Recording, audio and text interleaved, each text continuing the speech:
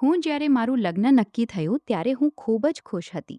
પુગરાઈના ઘરમાં લોકો ઓછા હોવાથી મને તે ગમ્યું હતું. મારા પતિ એક નણંદ અને બીમાર સાસુ હતા. સાસુ પથારીમાં પડેલી હતી. ઘરને પૂરેપૂરું સંભાળતી તે નણંદ જ હતી. હું ત્યાં ગઈ ત્યારે મને લાગ્યું કે તે મારું કહેવું સાંભળીને ચાલશે. મારા ઘરમાં લગ્નની તૈયારીઓ શરૂ થઈ. લગ્નનો દિવસ પણ આવી ગયો. હું ખુશીથી પુગરાઈના ઘરે ગઈ. ત્યાં મને મંચ પર બેસાડ્યા. પછી મારા પતિ ઓરડામાં આવ્યા. અમારા કુટુંબમાં હું જ સૌથી સુંદર છોકરી હોવાથી તે મને વખાણશે એવું મને લાગ્યું. પ્રેમભર્યા શબ્દો બોલશે. આ પહેલી રાતને અવિસ્મરણીય બનાવશે એવી મારી અપેક્ષા હતી. પણ મારા પતિએ સૌ પ્રથમ જે વાત કરી તે મારી નણંદ શિવરંજની વિશે જ હતી. તેમણે કહ્યું, શિવરંજની મારી માટે નાની બહેન જ નથી, મારી દીકરી જેવી છે. તું તેને સારી રીતે સંભાળજે. ખૂબ નાની ઉંમરમાં જ તેણે ઘરની પૂરી જવાબદારી ઉપાડી લીધી છે. મારી મા માટે તેણે અભ્યાસનું જ બલિદાન આપ્યું છે. મમ્મીની તબિયત ખરાબ થઈ ત્યારથી તે સવારથી રાત સુધી કામ કરે છે. અમારી દરેક નાની મોટી જરૂરિયાત તે જ પૂરી કરે છે. તેણે ગુમાવેલું તે યુવાનીનું જીવન હવે તેને મળવું જોઈએ એવી મારી ઈચ્છા છે. તેને તેની ઉંમરને અનુરૂપ જીવન જીવવું જોઈએ. સંબંધોના દબાણથી મોટીઓની જે તકલીફ ન વેઠવી જોઈએ એમ મારા પતિ મુથુવેલ બોલ્યા જ કરતા હતા. મારા કાને સંભળાતા શબ્દો તે નહોતા. તેમણે આ વિશે બોલવાનું શરૂ કર્યું ત્યારે મને લાગ્યું કે તેમણે પોતાની નવી પત્ની હું છું એ વાત જ ભૂલી ગયા છે. મારા મનમાં એક કડવાશની લાગણી જાગી. મારા પતિના જીવનમાં શિવરંજનીનું કેટલું મહત્વ છે તે મને ત્યારે જ સમજાયું. પછી મારા પતિએ મને વખાણ્યા, કિંમતી ભેટ પણ આપી. પણ તેમણે પોતાની બહેન વિશે જે વાત કરી તે મારા મનમાં ઊંડે ઊંડે બેસી ગઈ. હું નામ માત્ર હસીને કપડાં બદલીને ઊભી થઈ. મારા થાકેલા ચહેરાને જોઈને તેમને કોઈ ચિંતા ન થઈ. હું સૂતી હોઉં એમ ઢોંગ કર્યો. તેઓ મારી સાથે વાત કરવા ઈચ્છતા હતા, પણ હું સૂઈ ગઈ હોઉં એમ દેખાવ કરીને આંખો બંધ કરી લીધી. તે દિવસ પરોઢ થયો. વહેલી સવારે દરવાજો ખખડાવવા સંભળાયો. તે શિવરંજનીનો અવાજ હતો. તે મારા પતિને ઉઠાડવા માટે મૃદુ અવાજે બોલાવી રહી હતી.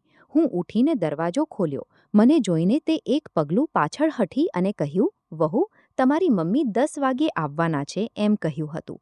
તેથી જ ઉઠાડવા આવી હતી એમ કહીને તે શરમાઈને ઊભી રહી. પણ હું તેને અવગણીને ફરીથી અંદર ચાલી ગઈ. મુથુવેલને ઉઠાડીને હું નહાવા ગઈ. તેઓ બહાર નીકળીને પોતાની માના ઓરડામાં ગયા. હું તેમને અવગણ્યા.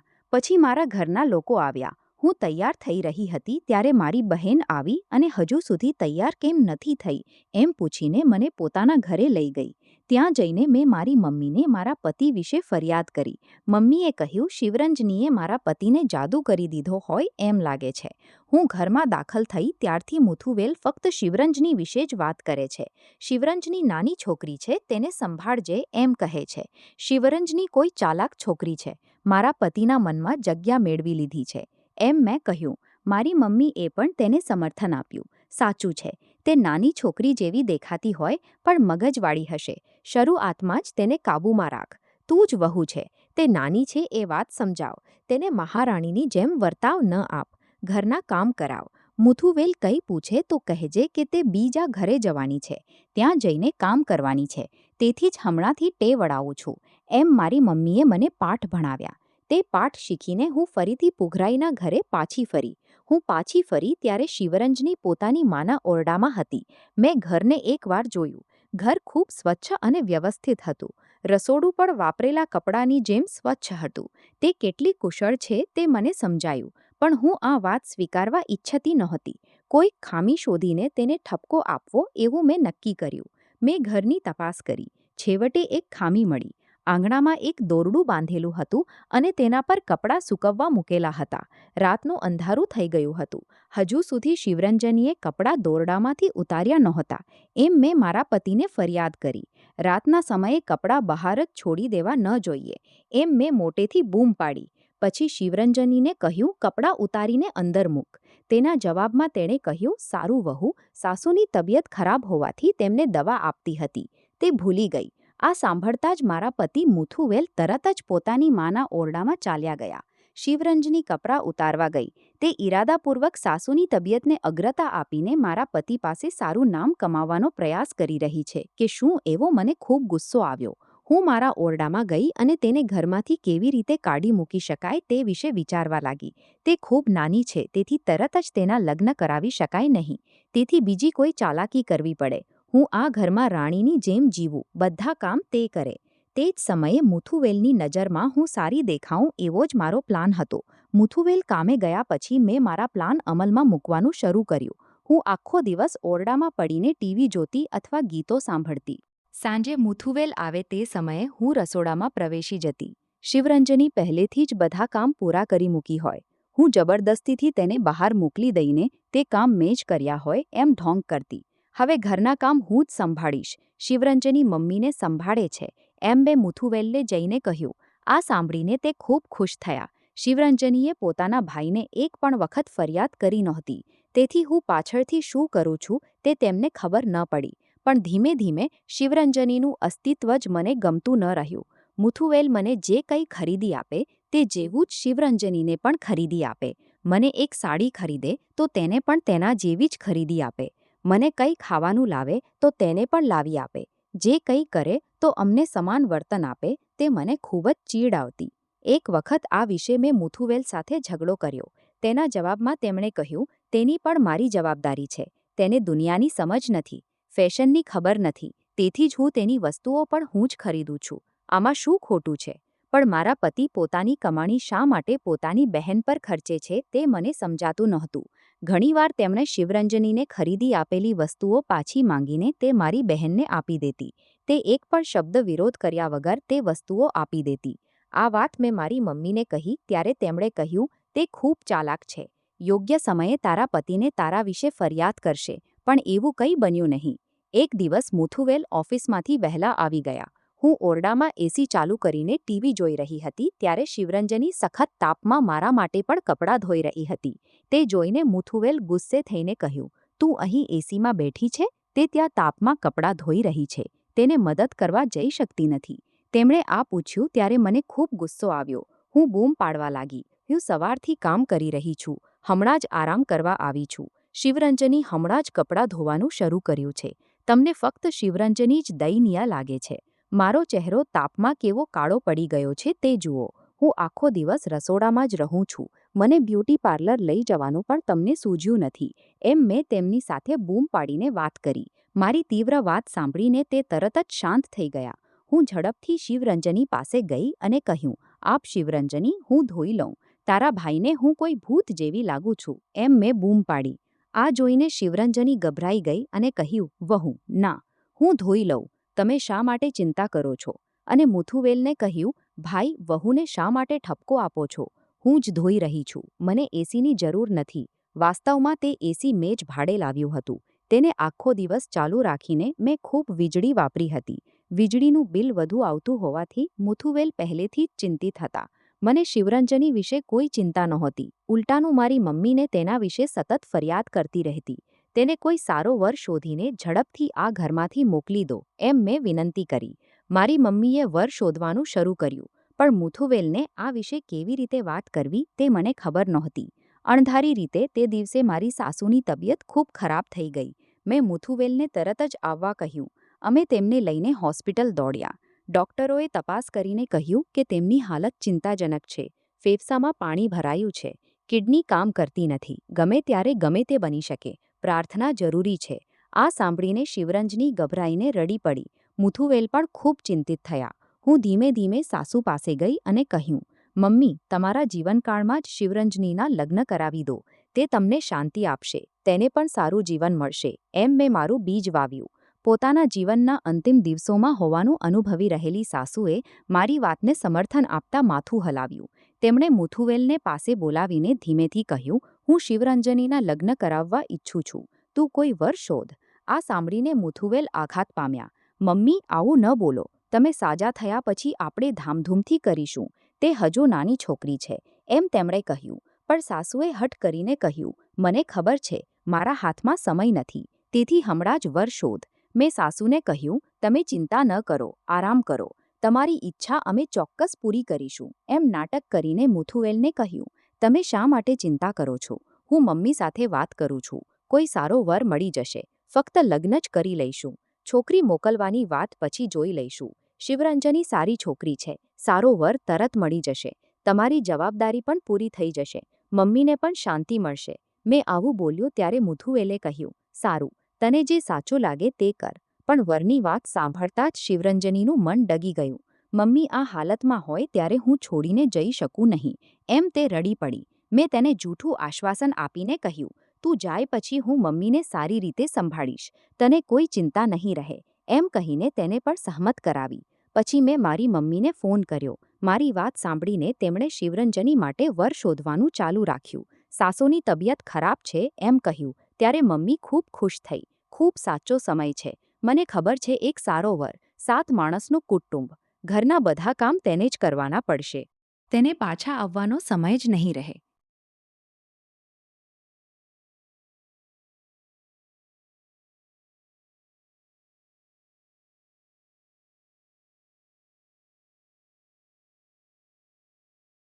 તેઓ હમણાં જ મોટી વહુ શોધી રહ્યા છે, એમ તેમણે કહ્યું. મેં મમ્મીને પૂછ્યું કે તે કોણ છે. તારી કાકીની સહેલીના સંબંધી, એમ તેમણે કહ્યું. મને ખૂબ સંતોષ થયો. આ જ સાચી જગ્યા છે એમ મને લાગ્યું. શિવરંજની ત્યાં જઈને ફસાઈ જાય તો હું આ ઘરમાં રાણીની જેમ જીવી શકીશ. હોસ્પિટલમાંથી સાસુને ઘરે લાવ્યા. સાંજે મારી મમ્મી એક વૃદ્ધ માણસ સાથે આવ્યા. તે વરના પિતા હતા. તેમને 6 દીકરા છે. પત્ની થોડા સમય પહેલા મૃત્યુ પામી હતી. હવે પોતાના મોટા દીકરા માટે વધુ શોધી રહ્યા છે.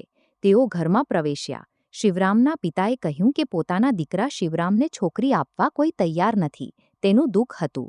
ઘરમાં કોઈ સ્ત્રી ન હોવાથી આટલા જુવાન છોકરાઓવાળા ઘરમાં પોતાની દીકરી મોકલવા કોઈ આગળ આવતું નથી, એમ તેમણે કહ્યું. પણ પોતાના દીકરાઓ સારા છે, બુદ્ધિશાળી છે, ઘરના કામ જાણે છે અને આવનારી છોકરીને કોઈ તકલીફ નહીં થાય એમ તેમણે દલીલ કરી. કોઈને તો પહેલી વહુ બનવું જ પડે. છોકરી નથી એટલા માટે છોકરી ન આપીશું, એમ કહેવું સાચું નથી, એમ પણ તેમણે કહ્યું. તેઓ ભણેલા અને માનનીય માણસો જેવા લાગતા હતા. શિવરંજનીને જોઈને તેમને ગમી ગઈ. તેમણે મારી તરફથી સંમતિ આપી. તમે ગમે ત્યારે મારા ઘરે આવીને મારા દીકરાને જોઈ લો, એમ કહીને તેઓ ચાલ્યા ગયા. પણ તેઓ ગયા પછી મુથુવેલે આ લગ્નનો વિરોધ કર્યો. સ્ત્રીઓ જ ન હોય તે ઘરમાં હું શિવરંજનીને કેવી રીતે મોકલું, એમ તેમણે પૂછ્યું. મુથુવેલની વાત સાંભળીને મને ગુસ્સો આવ્યો. મેં તેમને જોઈને કહ્યું, તેમણે જ કહ્યું, તેથી જ કોઈ છોકરી આપતું નથી. આમાં તે માણસોનો શો દોષ? તે ખૂબ માનનીય છે. તમે જાતે જઈને જોશો તો ખબર પડશે કે તેઓ કેવા છે, શિવરામ કેવો છે. કદાચ આ શિવરંજનીને મળનારું સૌથી સારું જીવન પણ હોઈ શકે. મમ્મીએ કહ્યું, તેને સારી નોકરી છે, પોતાનું ઘર છે, બધા ભણેલા છે. શિવરંજનીને ત્યાં આપવામાં શું ખોટું છે? એમ મેં ઝઘડો કર્યો. હું ગુસ્સે થઈ, તેથી મુથુવેલ શાંત થઈ ગયા. સારું, હું પહેલાં પૂછપરછ કરીને આવું છું, એમ તેમણે કહ્યું. તેમનું અચકાવું જોઈને મને લાગ્યું કે તેઓ આ વાતને ટાળી રહ્યા છે. તેથી મેં કહ્યું, મમ્મી એ જ બધું પૂછપરછ કરીને આ વર કહ્યો છે. જો તેઓ ખરાબ હો તો મમ્મી તેમને અહીં લાવ્યા ન હોત, એમ મેં જૂઠું બોલ્યું. પણ મારી મમ્મીને તેમના વિશે કંઈ ખબર નહોતી. તેઓ તેમને જાતે પણ ઓળખતા નહોતા. તેમ છતાં ઝડપથી શિવરંજનીને કાઢી મૂકવા માટે મારા મોંમાંથી જે આવ્યું તે બધું કહીને મુથુવેલને વિશ્વાસમાં લીધા. મારી વાત સાંભળીને મુથુવેલે કહ્યું, સારું, કાલે હું તેની સાથે વાત કરું છું. મેં હઠ કરીને કહ્યું, હું પણ આવું છું. એક સ્ત્રી જાય તો જ ઘર કેવું છે, રિવાજો કેવા છે તે ખબર પડે. તમે એકલા શું કરશો? મુથુવેલને મારી વાત સાચી લાગી. બીજા દિવસે સવારે હું મારી મમ્મી અને મુથુવેલ સાથે નીકળીને શિવરામના ઘરે ગઈ. ઘર ખૂબ મોટું હતું. શિવરામ અને તેના ભાઈઓ બધા માનનીય લાગતા હતા. ઘર સુંદર હતું. એક નોકરાણી આવીને સાફ કરે છે અને બધા ભાઈઓને રસોઈ આવડે છે, એમ તેમણે કહ્યું. મને તે જગ્યા બધી રીતે સાચી લાગી. મુથુવેલને પણ કોઈ ખામી દેખાઈ નહીં. તરત જ લગ્ન માટે સંમતિ આપી. સાસુની તબિયત ખરાબ હોવાથી શિવરંજનીને ઝડપથી મોકલી આપવાનું નક્કી કર્યું. તે લગ્ન વિશે તેમને કોઈ વાંધો નહોતો. અમે બંને ઘરે આવીને શિવરંજનીને વાત કહી. તે સાંભળીને ખૂબ આઘાતથી રડતી રહી. મુથુવેલે તેને સમજાવ્યું, આજે નહીં તો કોઈ દિવસ તને જવું જ પડશે. આમ કરવાથી મમ્મીને શાંતિ મળશે. આ સાંભળીને સાસુ પણ ખુશ થઈ. પછી શિવરામને ઘરે બોલાવ્યા. મુથુવેલે કહ્યું કે શિવરંજની તેને જાતે જોઈને પોતાની સંમતિ આપે. શિવરામ ઊંચો અને સુંદર જુવાન હતો. શિવરંજનીને તે ગમી ગયો. હું સાસુને સંભાળીશ એમ મેં તેને વચન આપ્યું. તેથી તે પણ શાંત થઈ. 2 દિવસમાં જ લગ્નની તૈયારીઓ પૂરી કરીને શિવરંજનીને શિવરામ સાથે મોકલી આપી. ખૂબ સાદા રીતે લગ્ન પૂરા થયા. કોઈ દહેજ નહોતો, તેમને કોઈ જરૂરિયાત પણ નહોતી. ઘર ક્યારે શાંત થયું? સાસુ પથારીમાં જ હતા, મુથુવેલ કામે જતા. હું વિચાર્યા મુજબ ઘરમાં મારી મરજી મુજબ જીવી શકું. શિવરંજનીએ મારી સાથે કોઈ ફરિયાદ નહોતી રાખી, પણ તેનું અસ્તિત્વ મારી આંખોને ખૂંચતું હતું. તેને મોકલી આપ્યા તે રાતે જ હું શાંતિથી સૂઈ. બીજા દિવસે સવારે હું મોડે ઉઠી. મુથુવેલ ગુસ્સે હતા. શિવરંજની ઘરમાં નથી એમ કહીને કંઈક બોલવા લાગ્યા. હવે ઘરની બધી જવાબદારીઓ તારે જ સંભાળવી પડશે. મમ્મીને સમયસર ખોરાક આપવો અને દવા આપવી પડશે. 12 વાગી ગયા. હજુ સુધી સૂઈ રહી છે એમ મુથુવેલ મને ઠપકો આપીને ઉઠાડી રહ્યા હતા. તેઓ ક્યારે આવીને મને ઉઠાડવાનો પ્રયાસ કર્યો તે મને ખબર નહોતી. હું ગૂંચવણમાં ઉઠી. મારી સાસુનું નામ લેતા જ મને ગુસ્સો ચડી ગયો. ગઈકાલે જ લગ્ન પૂરા થયા અને ઘરના બધા કામ મેં જ કર્યા. મને આભાર માનવાને બદલે સવારથી જ આમ બૂમ પાડો છો. મમ્મી તમારા છે ને, તમે જ તે મને ખોરાક અને દવા આપી શકો એમ મેં નાક ઊંચું કરીને વાત કરી. મારી વાત સાંભળીને મુથુવેલ થોડીવાર સ્તબ્ધ જોઈને ગુસ્સે થઈને મમ્મીના ઓરડામાં ચાલ્યા ગયા. હું ઝડપથી બાથરૂમમાં ગઈ અને પાછી આવી ત્યારે મારા પતિ રસોડામાં જઈને મમ્મી માટે ખોરાક તૈયાર કરી રહ્યા હતા તે મેં જોયું. શિવરંજની આ ઘરમાં હતી ત્યાં સુધી મુથુવેલ ક્યારેય રસોડા તરફ ગયા નહોતા. હવે શિવરંજની ગઈ પછી તેમને જ રસોઈ કરવી પડી. તેમના ગુસ્સાનું તે પણ એક કારણ હોઈ શકે. પણ આમાં શું ખોટું? ગઈકાલે આખો દિવસ કામ કરનાર હું આરામ ન કરી શકું? મેં આંગણામાંની ખાટલા પર બેસીને કહ્યું, મારી પણ સંભાળ લો, એક કપ ચા બનાવો. તેમણે મને તીક્ષ્ણ નજરે જોયો પણ જવાબ ન આપ્યો. હું ત્યાં પડીને મારા પિતૃગૃહમાં ક્યારે જઈ શકું તે વિચારી રહી હતી. ત્યારે દરવાજો ખખડાવવાનો અવાજ સંભળાયો. મુથુવેલ મમ્મીના ઓરડામાંથી આવીને દરવાજો ખોલ્યો. દરવાજો ખોલતા જ એક ખુશ અવાજે નમસ્તે કહેવાનો અવાજ સંભળાયો. મારા પતિ ગુસ્સે હતા. અચાનક આટલા ખુશ કેવી રીતે થઈ ગયા? કોણ આવ્યું હશે એમ વિચારીને હું ઉઠી. ત્યાં શિવરંજની આવી હતી. તેને જોઈને મારા ચહેરાનો રંગ જ બદલાઈ ગયો. તે શિવરામ સાથે આવી હતી. મારા પતિએ શિવરામને અંદર આવવા કહ્યું, પણ તે દરવાજા પાસે જ તેને મૂકીને ચાલ્યો ગયો. શિવરંજની આવીને ભાઈને વળગી પડી અને મને નમસ્તે કહીને મમ્મીના ઓરડામાં ગઈ. નવી વહુની જેમ તે સજાવીને આવી હતી. તે જોઈને મને ચીડ આવી. મેં મુથુવેલને તીક્ષ્ણ નજરે જોઈને કહ્યું, આ શું છે?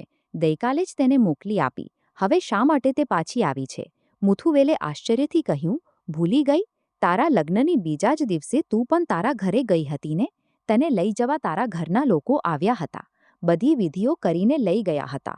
આપણે પણ શિવરંજનીને લઈ આવવી જોઈએ. તું ઊંઘમાંથી જાગી નહીં એટલે સમય ન મળ્યો. તેના પતિએ જ તેને લાવીને મૂકી દીધી. કેટલી અપમાનની વાત છે એમ તેમણે કહ્યું. મુથુવેલની વાત સાંભળીને મેં માથા પર હાથ મૂક્યો. તમને શું થયું છે? તમારી બહેન પર આટલો પ્રેમ? આ સામાન્ય લગ્ન નથી. મમ્મીની તબિયત ખરાબ હોવાથી અમે ઉતાવળમાં કર્યા.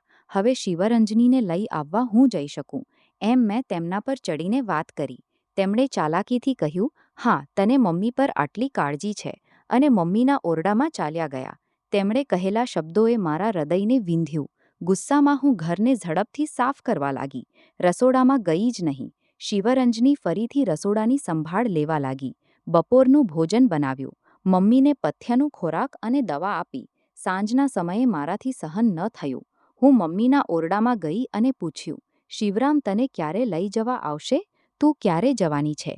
તેણે ધીમેથી કહ્યું, વહુ, હું હજુ થોડા દિવસ અહીં જ રહેવાની છું.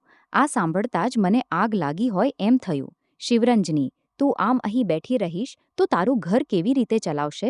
મમ્મી વિશે ચિંતા ન કર, હું સંભાળીશ. તારું પુઘરાઈનું ઘર જો, આ મારું ઘર છે.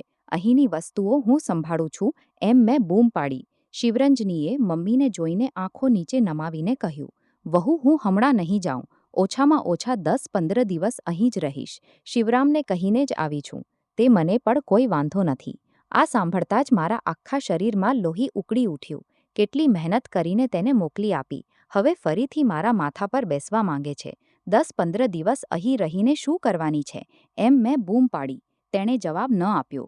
સાંજે શિવરામ તેને જોવા આવ્યો. હું સીધી શિવરામ પાસે જઈને કહ્યું, તમારી પત્નીને લઈ જાઓ. નવા દંપતી એક સાથે રહે તે જ સારું. મારી વાત સાંભળીને શિવરંજની શિવરામ સાથે જવાનો ઇનકાર કરી દીધો. હવે મને આ વિચિત્ર લાગ્યું. બીજા દિવસે તેના સસરા પણ આવ્યા.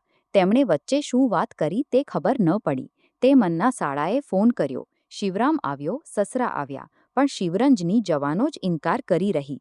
5 દિવસ વીતી ગયા. મારો ગુસ્સો હદ બહાર થઈ ગયો. શિવરંજની અહીં શા માટે છે? પુગરાઈના ઘરે જવાનો ઇનકાર કેમ કરે છે? એમ મેં મુથુવેલને બૂમ પાડતી રહી. 7મા દિવસે તે અહીં હોવાનું મારાથી સહન ન થયું. પતિ કામે ગયા પછી હું તેની પાસે ગઈ અને કહેવા લાગી, તું અહીં છે એટલે મારી શાંતિ જ ચાલી ગઈ છે. અમે પતિ પત્ની એકલતા ઈચ્છીએ છીએ. તું મારી ખુશી છીનવવા માંગે છે. તેણે મારી વાતની અપેક્ષા નહોતી રાખી. રડતા રડતા કંઈક કહેવાનો પ્રયાસ કર્યો, પણ મેં તેના ગાલ પર એક થપ્પડ મારી દીધી. તેણે તેની અપેક્ષા નહોતી રાખી. જે હોય તે હું સંભાળીશ. હવે તું અહીં આવવું નહીં, એમ કહીને મેં તેને ઓરડામાંથી બહાર ખેંચીને ધકેલી દીધી. મેં કરેલું કામ જોઈને તે આઘાત પામી. થોડીવાર મમ્મી પાસે રહીને પછી રડતા રડતા એકલી જ પોતાના ઘરે ચાલી ગઈ. મને અંદરથી ડર લાગતો હતો, કારણ કે મેં વર્તન કર્યું તે વિશે તેણે મમ્મીને અથવા ભાઈને કહ્યું હશે કે શું, પણ મેં ડર્યું હતું તેમ કંઈ બન્યું નહીં. તે શાંતિથી ગઈ એટલે મને શાંતિ થઈ. હું પણ ખુશ થઈ. કોઈ રીતે મારો પ્લાન સફળ થઈ ગયો એમ. સાંજે કામેથી પાછા ફરેલા પતિએ બહેન ન હોવાનું જોઈને આશ્ચર્ય પામ્યા. તે વિશે મને પૂછ્યું. ત્યારે મેં તેમને કહ્યું કે તેને પતિની યાદ આવી ગઈ છે અને તેથી તે ચાલી ગઈ છે એમ જૂઠું બોલ્યું. તેઓ પણ કંઈ ન બોલીને શાંત રહ્યા. થોડા દિવસ પછી પતિએ બહેનને શોધવા મને સાથે લઈને શિવરંજનીના ઘરે ગયા. હું પણ થોડા ડર સાથે જ ગઈ. ક્યાંક તે મારા વિશે પતિને કંઈ કહી ન દે. બીજી તરફ મને ખુશી પણ હતી. તેની મુશ્કેલી જાતે જોવી જોઈએ એમ.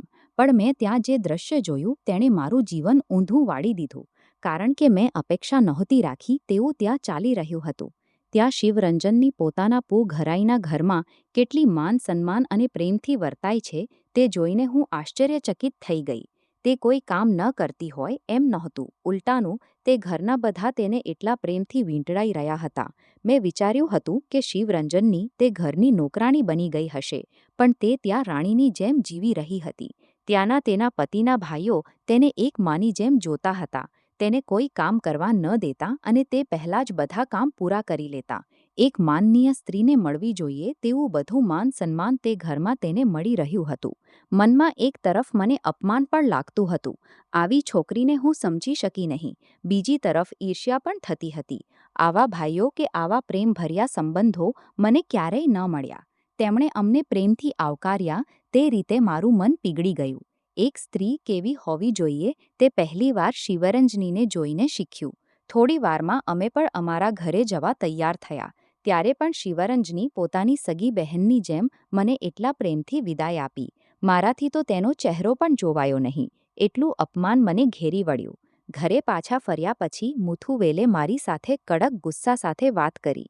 શિવરંજનીએ તને કેટલા પ્રેમથી વર્તાવ્યું, પણ તે તેને કાઢી મૂકવા કેટલી મહેનત કરી. તારાથી આ ઘર સંભાળી શકાયું? શિવરંજનીના પુગરાઈના ઘરમાં તેઓ તેને માથા પર કેવી રીતે ઊંચકી રાખે છે તે જોયું. એટલો પ્રેમ તેણે તને પણ આપ્યો, પણ તે તેની ક્યારેય કદર ન કરી એમ તેમણે કહ્યું. તેમણે કહેલા દરેક શબ્દે મારા હૃદયને વિંધ્યું. મેં શિવરંજની માટે ખાડો ખોદવાનો વિચાર કર્યો હતો, પણ હું પોતે જ તે ખાડામાં પડી ગઈ એમ મને અનુભવાયું. તેના ચહેરા પરની શાંતિ અને નિર્ભયતા, મારા જીવનમાં ઈર્ષ્યા અને નફરતના જે દુષ્ટ ગુણો મેં ઉછેર્યા હતા તેનાથી જ મારું જીવન નરક બની ગયું હતું. અરીસામાં મારો ચહેરો જોયો ત્યારે તે મને ખૂબ અસુંદર લાગ્યો. તે રાતે મેં મુથુવેલ પાસે આંસુ સાથે માફી માંગી. ઈશ્વર પાસે પણ મનથી માફી માંગી. તે દિવસથી મેં મારું વર્તન બદલી નાખ્યું. સાસુને આંખ અને કાળજીપૂર્વક સંભાળવા લાગી. હું બદલાઈ છું તે જોઈને શિવરંજનીને પણ શાંતિ થઈ. તેને ફરીથી વારંવાર આવવાની જરૂર નથી એમ તેને ખબર પડી ગઈ, કારણ કે હું તે ઘરને સારી રીતે સંભાળવા લાગી હતી. પણ સાસુની તબિયત ખરાબ હોવાથી તેઓ પોતાની દીકરી શિવરંજનીને જોવા ઈચ્છતા હશે એમ મને સમજાયું. તેથી મેં શિવરંજનીને વારંવાર મમ્મીને જોવા આવવા બોલાવી. શિવરંજની અને મમ્મીએ મને મનથી માફ કરી દીધી. મુથુવેલે મારી ભૂલો જાણીને પણ મને સહન કર્યું. તેના માટે હું તેમની ઋણી છું. હું સાચા માર્ગે આવી ગઈ છું. મારી વાર્તા બીજાઓ માટે એક પાઠ બનો. ઈર્ષ્યાના અગ્નિમાં સળગવા કરતાં પ્રેમની સુગંધમાં જીવવું જ શ્રેષ્ઠ છે. મારા જીવનમાં બનેલી આ ભૂલોએ મને ખૂબ મોટો પાઠ ભણાવ્યો છે. હવે હું એક પત્ની તરીકે અને એક વહુ તરીકે મારી ફરજ સાચી રીતે બજાવું છું. શિવરંજની હવે મારી પ્રિય સહેલી છે. આભાર.